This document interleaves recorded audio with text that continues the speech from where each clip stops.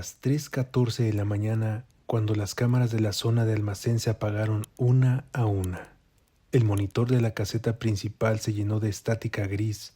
El protocolo de la empresa era estricto. Había que ir a revisar el área solo, armado únicamente con una linterna vieja. Lo que las cámaras no registraron esa noche, pero unos ojos humanos sí, fue la silueta que esperaba al final del pasillo. Una presencia de más de 2 metros de altura, cuyo rostro era solo una superficie de piel lisa y pálida. Bienvenidos a Espíritu Paranormal. Pónganse cómodos, apaguen las luces, colóquense los auriculares y prepárense. La historia que están por escuchar hoy no es una leyenda urbana.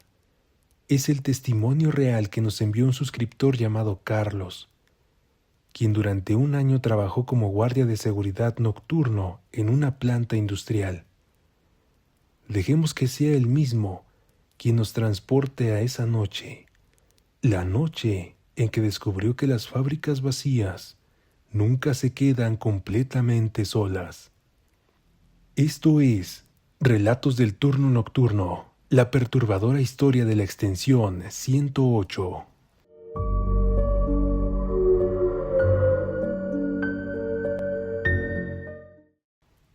Hace un par de años me encontraba en una situación económica bastante complicada. Las deudas se me acumulaban y la necesidad me obligó a aceptar un puesto como guardia de seguridad nocturno en una enorme planta de almacenamiento y distribución de herramientas y productos industriales. El lugar estaba ubicado a las afueras de la ciudad, en una zona completamente semirural, rodeado de terrenos baldíos y carreteras solitarias.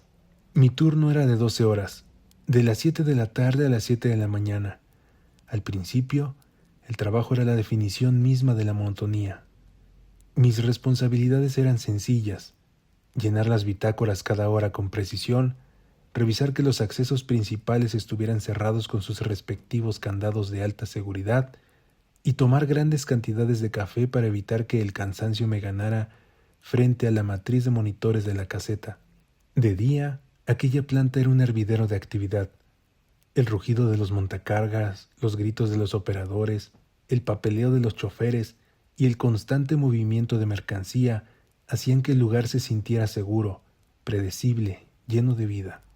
Pero a las 6 de la tarde, cuando el último turno administrativo checaba su salida y los pesados portones de fierro se cerraban, yo me quedaba completamente solo, y la planta se transformaba por completo. El silencio que caía sobre la nave industrial era tan denso que casi podía escuchar el zumbido de la electricidad de las lámparas del techo, el más mínimo crujido de las láminas de la techumbre, provocado por el cambio de temperatura al enfriarse la noche, resonaba en el vacío como un golpe seco. Durante los primeros meses aprendí a ignorar esos ruidos. Me convencí a mí mismo de que una estructura tan grande tiene vida propia, que los ecos eran normales en un edificio de metal y concreto. Aprendí a vivir con la soledad de mi turno, hasta la noche del viernes 13 de noviembre. La noche transcurría con normalidad. A la 1 de la mañana salí a realizar mi recorrido habitual por el patio exterior. Hacía un frío inusual, de esos que calan hasta los huesos y hacen que tu aliento se convierta en vapor. Todo estaba en orden. Los candados de la periferia permanecían intactos. Al regresar a la caseta me dispuse a calentar un poco de comida y encendí el radio para romper el silencio. Aunque solo lograba sintonizar algunas estaciones con demasiada estática por lo aislado del lugar.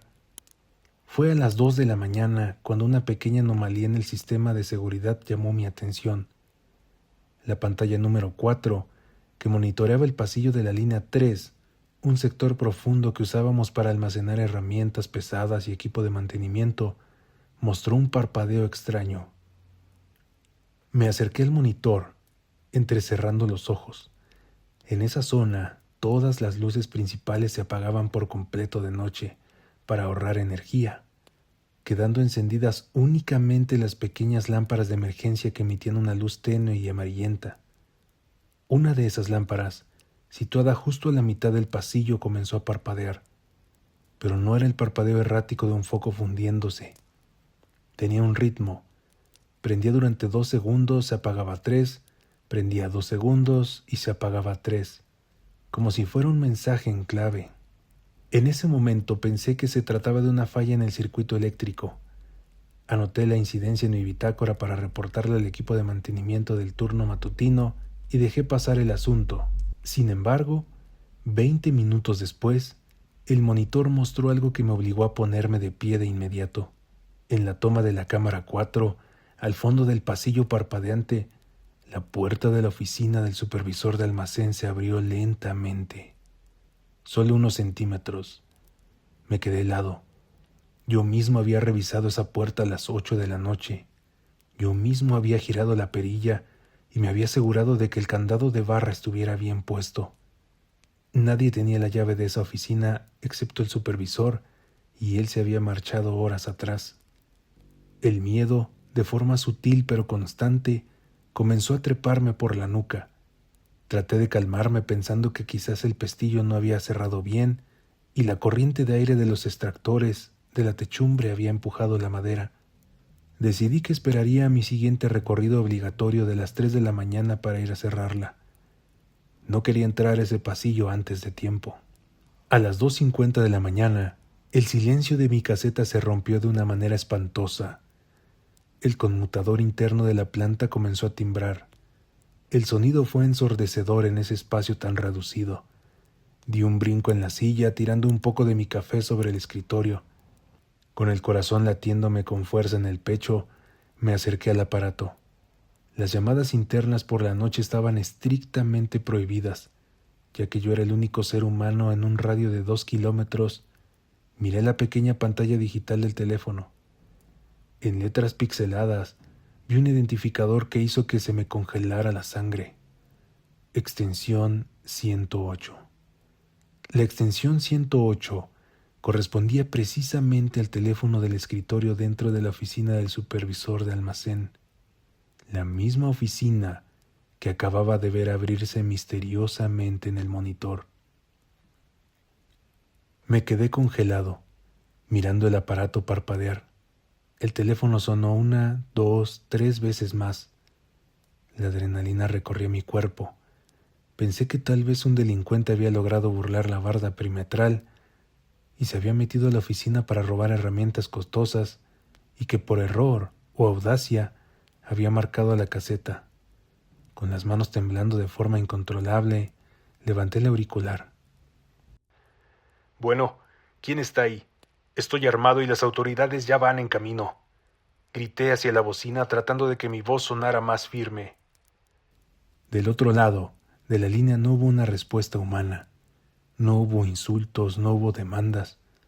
Lo único que inundó mi oído fue el sonido de una estática densa, pesada, seguida por una respiración profunda, muy lenta, que parecía provenir desde el fondo de una garganta completamente seca. Una respiración que sonaba espantosamente cerca del micrófono, y debajo de esa respiración pude escuchar un eco sutil pero inconfundible, el arrastrar de unas botas pesadas sobre el suelo de cemento pulido. Azoté el auricular del teléfono respirando agitadamente. El pánico ya se había apoderado de mí. Sin embargo, la lógica de mi trabajo y el miedo del despido inmediatamente jugaron un papel cruel en mi mente. En la bitácora digital de la empresa, cada llamada del conmutador quedaba registrada en un servidor central. Si la gerencia veía que se había recibido una llamada interna a las 3 de la mañana y el guardia en turno no había acudido a revisar la zona de origen, me despedirían al día siguiente bajo sospecha de complicidad de un robo. Obligado por la necesidad y la presión del protocolo, tomé mi macana, ajusté mi cinturón, encendí la linterna y salí de la seguridad de la caseta, cruzando el patio hacia el interior de la nave industrial. Al cruzar la puerta de la línea 3, sentí un golpe de frío extremo. El ambiente dentro de la nave no era solo frío por la noche. Se sentía una humedad pesada y un olor extraño en el aire. Un olor a hierro oxidado y tierra húmeda que no correspondían a un almacén limpio de herramientas.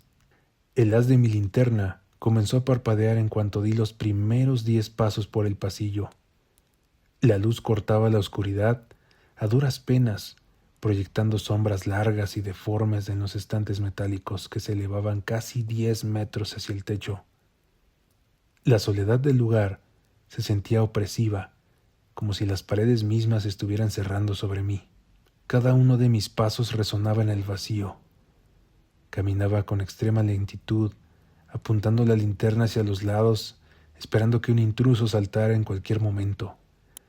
Llegué a la mitad del pasillo, justo debajo de la lámpara de emergencia que seguía parpadeando en ese ritmo macabro de encendido y apagado. Me detuve en seco, conteniendo la respiración. Apunté la linterna hacia el suelo, unos metros adelante. Justo a mitad del camino, iluminada por el haz parpadeante, yacía una enorme llave de presión industrial, una herramienta pesada que no se había caído por accidente de un estante. Estaba exactamente en medio del pasillo, como si alguien le hubiera colocado ahí a propósito, o como si se le hubiera caído a alguien que caminaba delante de mí en la oscuridad. Con el corazón latiéndome en la garganta, levanté lentamente la mirada, enfocando la luz hacia el fondo del pasillo, donde se encontraba la oficina de la extensión 108. La puerta de madera estaba abierta de par en par, y justo al lado del marco de la puerta, aprovechando la penumbra, una figura comenzó a asomarse. No era un ladrón, no era un ser humano. Aquella cosa medía fácilmente más de 2 metros de altura. Su cuerpo era alarmantemente delgado, vestido con un uniforme de operador de la planta que se veía desgastado, roto y cubierto de lo que parecía ser grasa vieja o lodo seco. Pero lo que hizo que mis piernas se debilitaran por completo fue la cabeza de aquella entidad. No tenía cabello, no tenía orejas, y al enfocar mi linterna directamente hacia lo que debía ser su rostro, descubrí con horror que la piel era completamente lisa, pálida y estirada. No había cuencas oculares, no había nariz, no había una boca. Era una máscara de carne estéril. La criatura no hizo ningún movimiento brusco. Simplemente permaneció de pie, con los brazos largos colgados a los lados de su cuerpo desproporcionado. Entonces, el silencio de la nave industrial se rompió cuando el cuello de la entidad giró con un crujido seco hacia mí, y de su laringe, oculta bajo esa piel lisa, comenzó a brotar la misma respiración pesada, profunda y metálica que yo mismo había escuchado a través del teléfono. El pánico primitivo se apoderó de mí. Solté la linterna al suelo, la cual se rompió apagándose al instante. Di media vuelta en la oscuridad total y corrí. Corrí guiándome únicamente por las pocas luces de emergencia lejanas, tropezando con las esquinas de las tarimas, sintiendo a cada segundo que unos dedos helados y desproporcionados estaban a punto de tocarme la espalda. No me detuve hasta llegar a la caseta exterior. Cerré la puerta de metal con doble llave. Coloqué una silla trabando la manija y me senté en el suelo, llorando de terror, esperando que el amanecer llegara lo más rápido posible. No me atreví a mirar las cámaras del resto de la noche.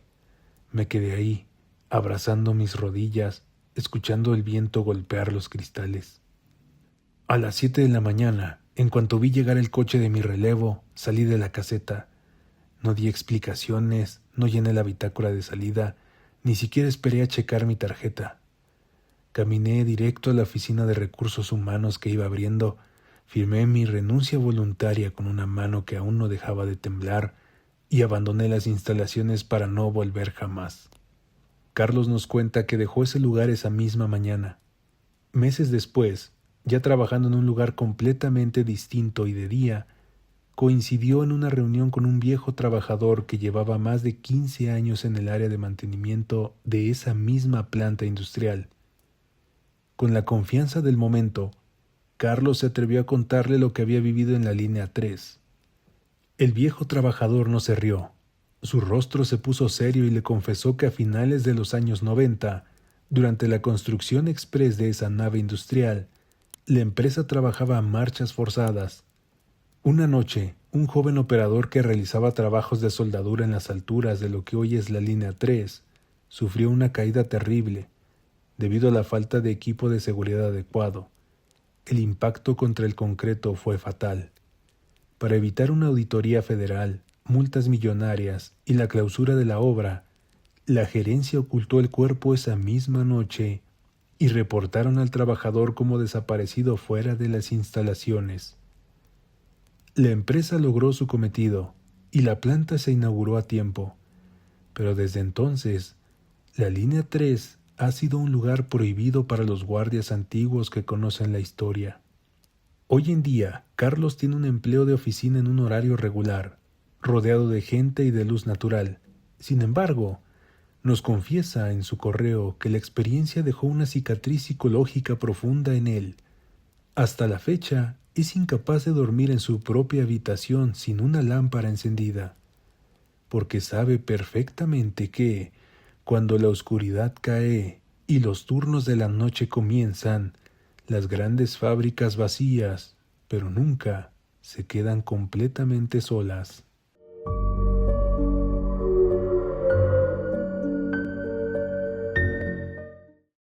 Si la historia de Carlos les ha erizado la piel, no olviden dejarme su pulgar arriba. Su apoyo es fundamental para que este proyecto siga creciendo. Suscríbanse al canal y activen la campana de notificaciones para que no se pierda ningún relato. Déjenme saber en los comentarios, ¿han trabajado alguna vez en el turno de la noche de una fábrica o bodega? ¿Qué es lo más extraño o inexplicable que les ha tocado presenciar en la oscuridad del trabajo? Los estaré leyendo. Esto fue Espíritu Paranormal y nos escuchamos en el próximo relato.